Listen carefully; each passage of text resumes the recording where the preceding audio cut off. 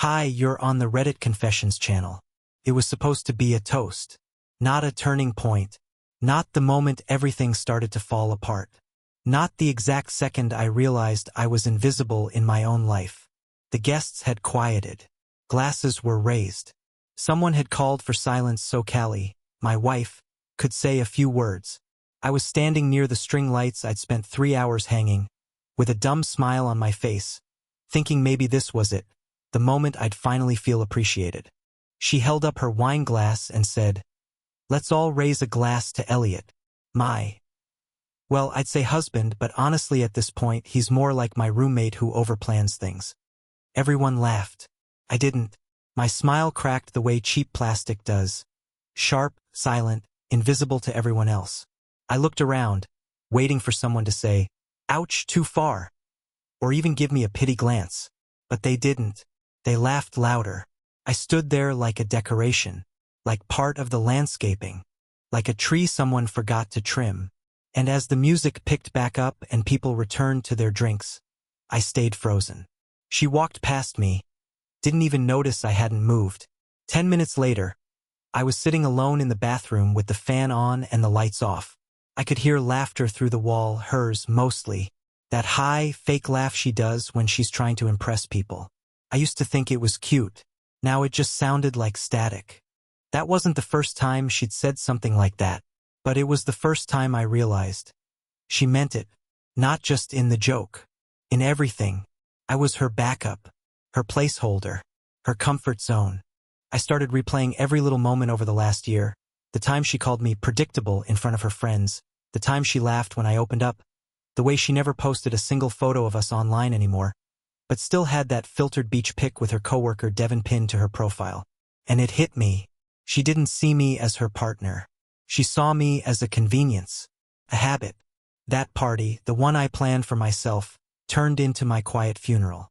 The burial of every illusion I still held. I didn't confront her that night. I didn't scream.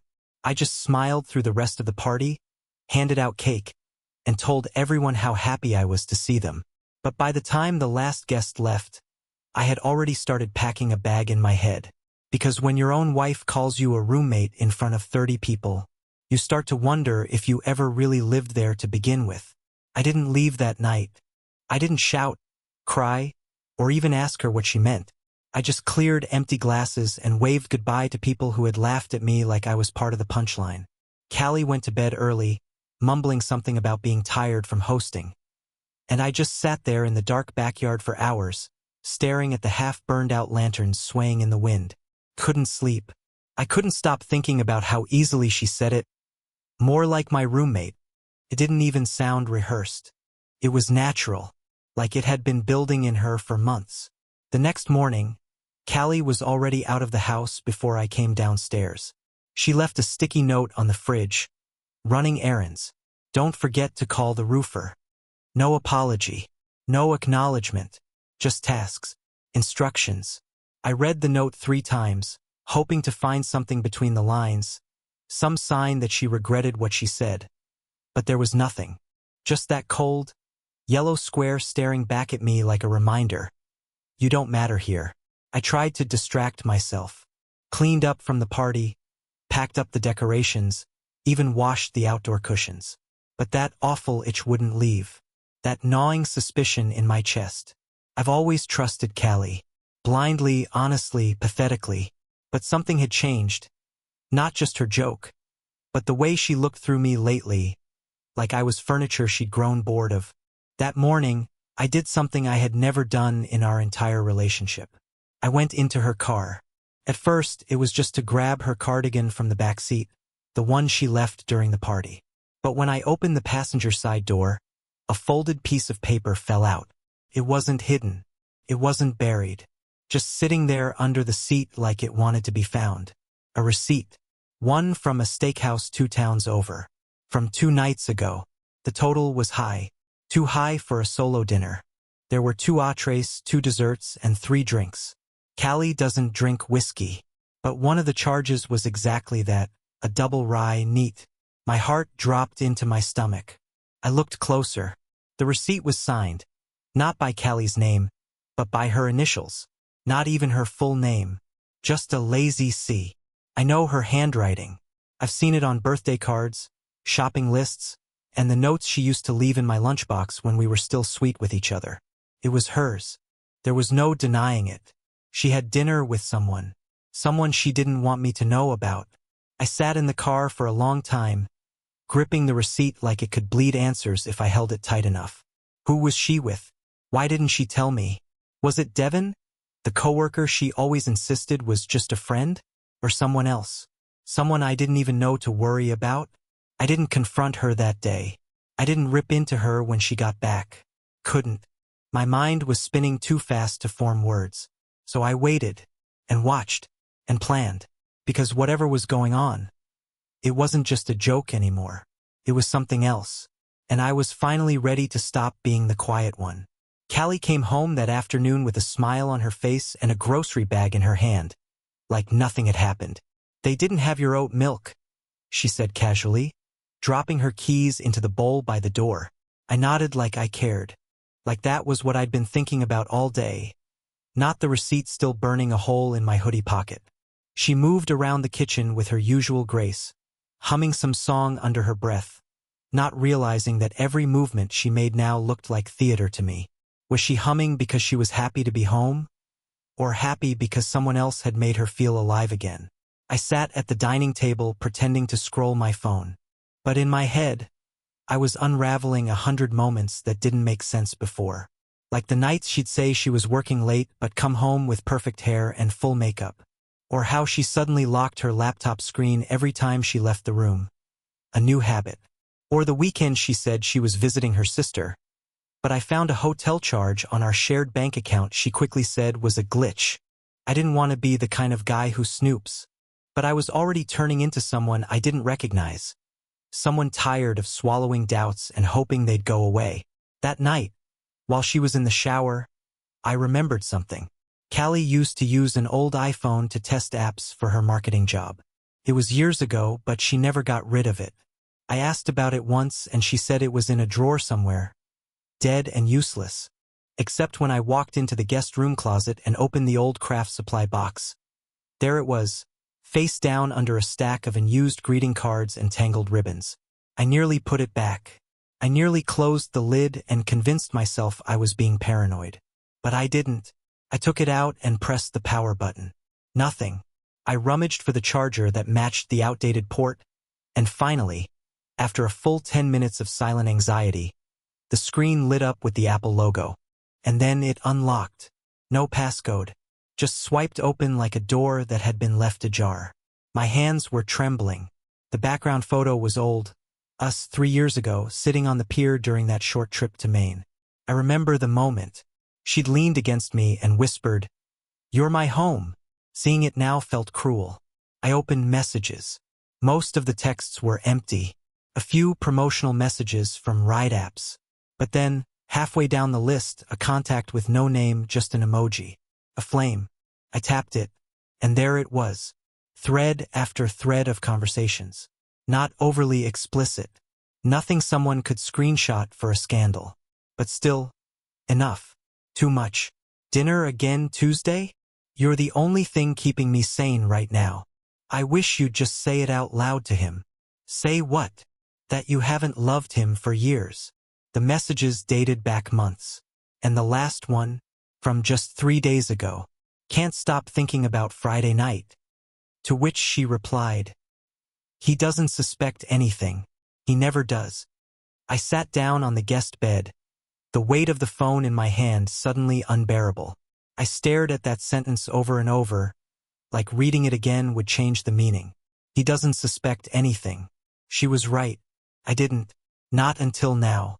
I placed the phone face down on the nightstand and stared at the wall until the water stopped running in the bathroom. She came out smiling, hair wrapped in a towel, asking me if I wanted to watch something. I nodded, but my eyes never met hers. I didn't sleep that night. I just lay there next to her, the glow of her phone lighting up the ceiling every so often as she scrolled before falling asleep. I didn't ask who she was texting. I didn't need to. My mind kept echoing that sentence. He doesn't suspect anything. She said it so casually. like I was just some furniture she moved around when necessary. Background noise. Predictable. Safe. But that was the last night I let her think that. The next morning, I took the day off work. Told Callie I had a migraine. She barely looked up from her coffee. "Get some rest," she said, flipping through her phone, her wedding ring flashing under the morning light like it still meant something. And then she left. Same routine. Purse over shoulder. Lip gloss. Perfume. Door closing behind her like nothing was breaking. The second she was gone, I got to work. The burner phone, that's what I was calling it now, was still in the drawer where I had left it the night before. I scrolled through the text threads again, this time more carefully. The emoji contact had sent a few vague messages about meeting at the usual place, and one that said, "I miss our Tuesday nights." I opened Maps, hoping maybe she had saved a location. Nothing. But then I checked the history. That's when I saw it. Cafe. Not one we'd ever been to together. Not near her office. Not near her gym. It was 30 minutes away in a small artsy neighborhood across the river, the kind of place we'd once said was too hipster for us when we were still in sync. She'd sworn years ago she hated it, that it was overpriced and full of people pretending to read poetry. So why was she going there? And not just once. The location had been visited repeatedly over the last 3 months. Different times. Different days. Always between 5 o'clock and 7 p.m. Every single visit lined up with evenings she'd claimed to have late meetings or drinks with coworkers. I wrote the address down. Sat in the car. Engine running. Hands on the steering wheel, clammy and shaking. I almost turned back. Almost told myself it wasn't worth it. That I didn't want to know what I already knew. But then I imagined her at that cafe. Smiling across the table. Maybe reaching for someone else's hand. Saying things that used to be mine to hear. And I couldn't stay home. I drove. The cafe was tucked between a record store and a yoga studio. It had vines crawling up the brick wall and a hand-painted sign that said, "Be still." The kind of place that serves lattes in chipped ceramic mugs and plays acoustic covers of songs you don't recognize until the chorus. I parked across the street. I didn't go in. I waited. At 5:42 p.m. I saw her. Callie stepped out of a rideshare car wearing that black blouse I always liked. The one she said she didn't wear anymore because it was too tight. Her hair was curled. She looked like she was going on a date. And she was. A man came out of the cafe 2 minutes later. Tall. Confident. Dark denim jacket. Not Devin. Someone else entirely. He didn't touch her. Not right away. But the way she looked at him, the tilt of her head, the soft laugh, the way her body leaned slightly forward, it was unmistakable. She never looked at me like that anymore. They went inside. And I sat there, hands clenched around the steering wheel so tight my knuckles turned white. I didn't follow. I didn't confront. But something inside me snapped. Not with rage, but with resolve. She thought I wouldn't suspect anything. Now she'd see what it looks like when I do. After I saw her with him, I didn't drive home right away. I sat in the car until my legs felt numb and the sun began to set behind the cafe's vine-covered walls. I imagined her laughing inside, sipping something fancy, maybe touching his arm when he made a dumb joke. My throat tightened, but I didn't cry. Not this time. I just sat with it. Finally, undeniably aware that I was watching the end of something I had spent years protecting. Alone. When I did get home, Callie was already there, hair damp like she had just showered, wearing the sweatshirt I bought her for our 5th anniversary. She was curled up on the couch with a bowl of popcorn, watching a reality show like she hadn't just returned from a secret date.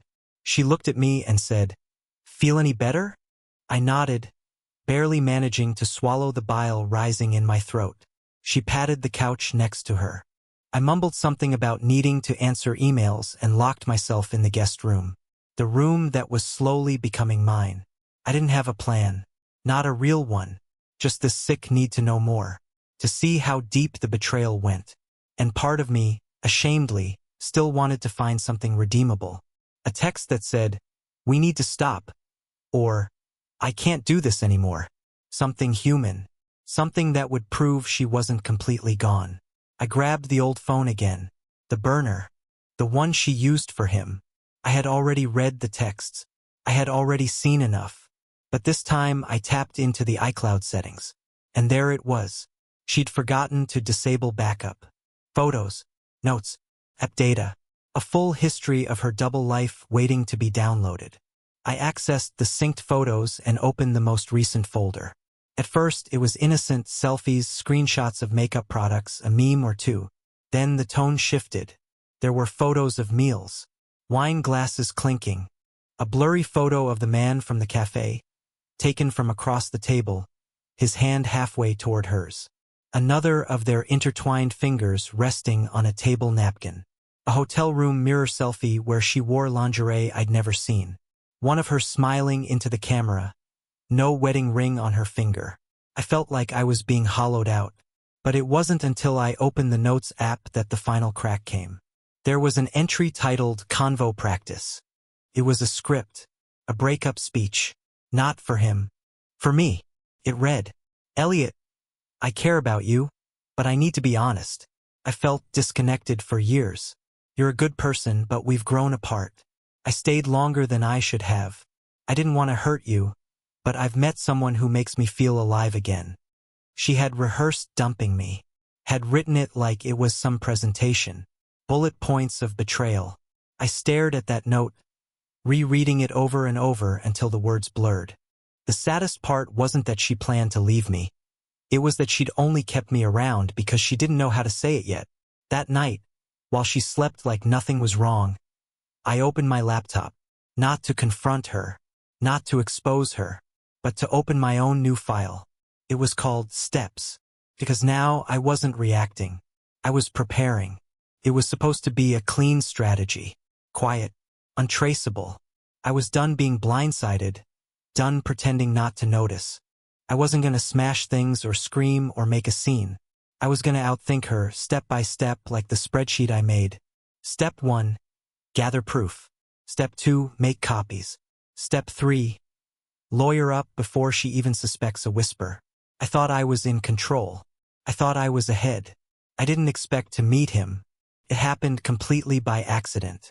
I had just left the print shop, where I'd made physical copies of everything I'd found in her iCloud. I kept the originals on a flash drive, sealed inside an envelope and hidden behind the insulation in our garage wall. Paranoid, maybe, but after what I saw, I didn't trust anyone.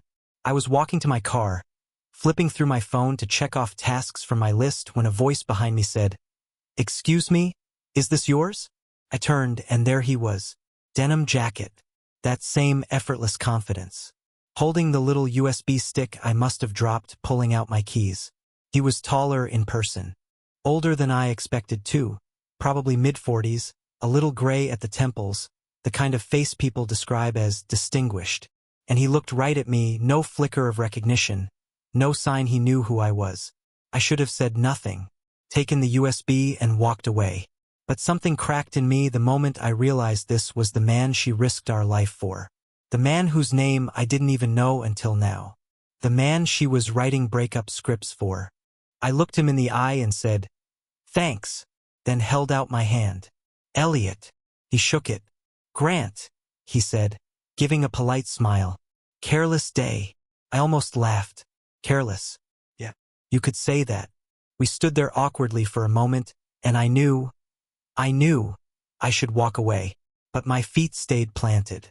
"You work around here?" I asked. "Actually, no. Just grabbing some stuff before heading to Be Still Cafe. My friend likes the tea there." Of course, the cafe. I stared at him. "Your friend?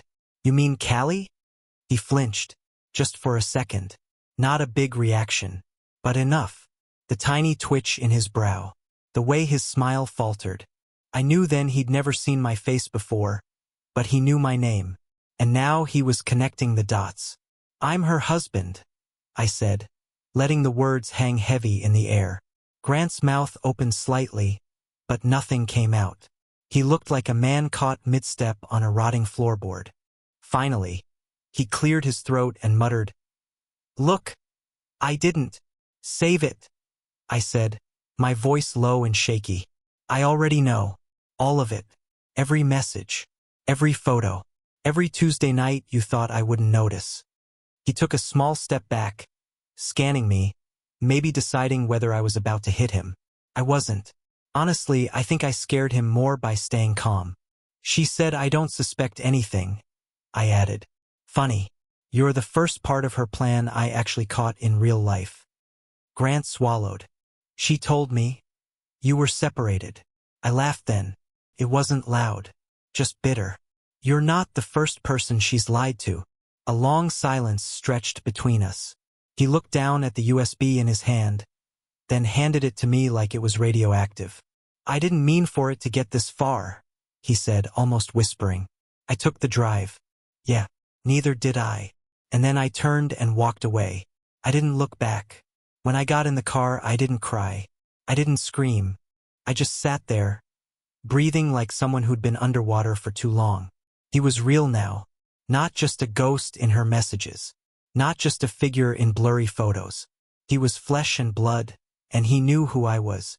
She was out of time. The next phase of my plan had just begun. I didn't tell anyone what happened. Not my sister. Not my coworker Josh. Not even my old college buddy Miles, who once told me, if she ever betrays you, don't warn her. Just walk away and let her realize what she lost. I used to think that was cold. Now I understood it was the only way to survive when your heart's been used as a doormat. That night, Callie came home humming again. Always humming lately. She smelled like that cafe again. Like mint and bergamot and something unfamiliar. I watched her float around the kitchen as if she wasn't dismantling a marriage in secret. I wanted to ask if Grant had told her he met me. If she even knew how close I was to everything crumbling. But instead, I smiled. I asked about her day. I offered to do the dishes. And when she went upstairs to take a long bath with her wine, I slipped out to the garage. I opened the panel in the drywall where I'd hidden the envelope, but I didn't take it out. Not yet. I stared at it like it was a weapon waiting for the right moment. And I realized I didn't just want to leave. I wanted her to know. Not through a fight. Not through some dramatic confrontation. No, I wanted her to open a box and feel her lungs collapse. That's when the idea hit me. The next morning, I took the day off work again. Told her I had a dentist appointment. She barely blinked. I went to the print shop. Again. I printed every message between her and Grant. Every photo. Every calendar entry she thought was deleted. Even the convo practice note. I printed that one in large font and underlined the sentence where she said I hadn't made her feel anything in years. Then I boxed it all up. Neatly. Plain manila folder. Clean labels. On top of it, I added a handwritten note. You said I wouldn't suspect anything. You were wrong. Open this when you're alone. I won't be here when you do. I taped it shut, printed her name across the top, and dropped it off at our front door during lunch. Then texted her from the driveway saying I was heading to the pharmacy. I watched from the car across the street. She came out 5 minutes later, holding the box like it weighed nothing. She looked around. No idea I was watching. No idea she was walking into the wreckage she built herself. She brought it inside. I waited. 10 minutes passed. Then 15. At 20, the front door burst open. She came out in a panic, barefoot, clutching the box to her chest. Her eyes were darting around like she was trying to locate a ghost.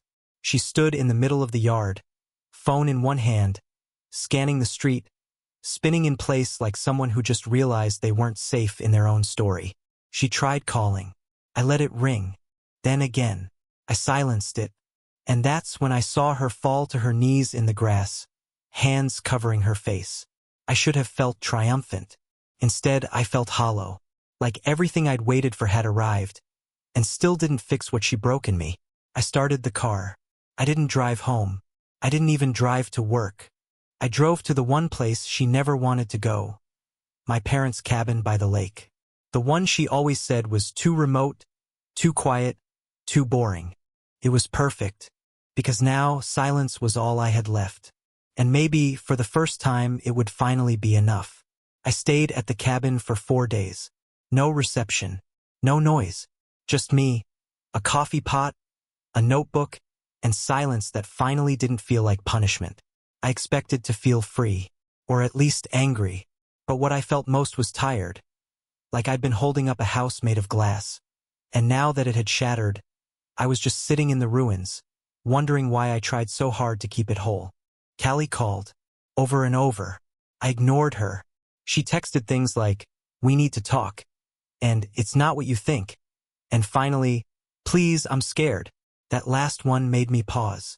Not because I believed it, but because I used to care so much about her feelings that I would have dropped everything. Now, I couldn't even picture the sound of her voice without flinching. On the 5th day, I drove back to town. Not to see her, just to finish things. I met with a lawyer, filed the papers. Simple, clean. No arguments. I had the receipts, all of them, and I left them there in the folder labeled evidence.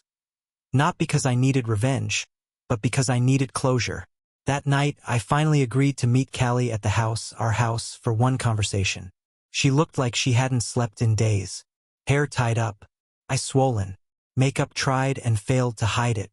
She stood in the kitchen like a stranger in someone else's home. "I didn't plan it like this," she said quietly. I nodded. "You planned it worse." She opened her mouth, closed it, then sat down slowly. "I didn't think you'd ever change. I thought you'd never leave. And I hated myself for staying and resenting you when I was the one who was lying." I didn't interrupt. I let her speak. "I did love you. I just stopped telling the truth when I should have told you I was unhappy." That was the part that hit hardest. Not the cheating, not the lies, but the years she spent pretending. All the time she could have just said something. "I'm not angry anymore," I finally said. "But I can't unsee it. I can't unknow what you've done. And I won't spend the next 10 years wondering when it'll happen again." She cried. I didn't. I left the house that night with nothing but a backpack and a new apartment key. 2 months later, I'm sleeping better than I have in years.